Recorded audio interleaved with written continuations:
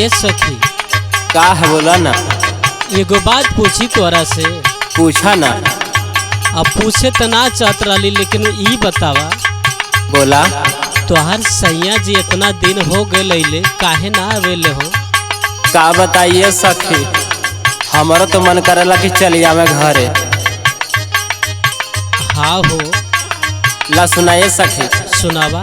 रोज कंगनवा हमरो खान के सजनवा के बिना। रोज कंगनवा हमरो खान के सजनवा के बिना। रोज कंगनवा हमरो खान के सजनवा के बिना। हे सजनवा के बिना हो बलमुआ के बिना, हो बलमुआ के बिना। रोज कंगनवा हमरो खान के सजनवा के बिना। रोज कंगनवा हमरो खान के सजनवा के बिना। रोज कंगनवा हमरो खान के सजनवा के बिना।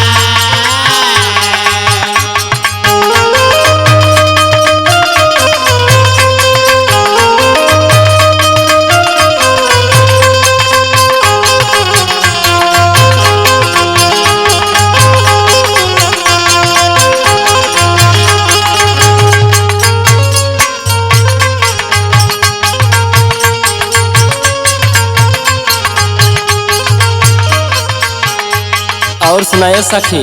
सुनावा। जब से कमाए गईल पिया मोर बहारवा। पिया मोर बहारवा हो पिया मोर बहारवा। पिया मोर बहारवा हो पिया मोर बहारवा। ताकि लराह साख बैठी दुआरवा। बैठे दुआरवा हो बैठे दुआरवा। बैठे दुआरवा हो बैठे दुआरवा। जब से गईल बाड़े पिया मोर बहारवा। ताकि लराह साख बैठी दुआरवा। ओहो विद्या हमरो तार से नयनवा हमरो बार से सजनवा के बिना। रोज कंगनवा हमरो खान के बलमुआ के बिना। रोज कंगनवा हमरो खान के सजनवा के बिना। रोज कंगनवा हमरो खान के सजनवा के बिना।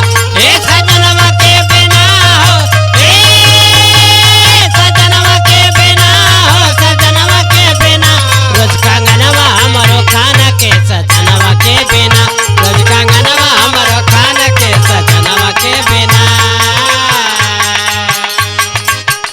और सुनाए सखी। सुनावा। प्रेमी राज पंकज हमारे बलाम के। हमारे बलाम के हो हमारे बलाम के। हमारे बलाम के हो हमारे बलाम के। तानी को न चिंता बावे सोना साखी घर के। सोना साखी घर के हो सोना साखी घर के। सोना साखी घर के हो सोना साखी घर के। प्रेमी राज पंकज हमारे बलाम के। तानी को न चिंता बावे सोना साखी घर के। ओहो सोर हो सिंगार हमर हो जाला बेकार हो सजनवा के बिना। रोज कंगनवा हमरो खान के बलमुआ के बिना। रोज सजना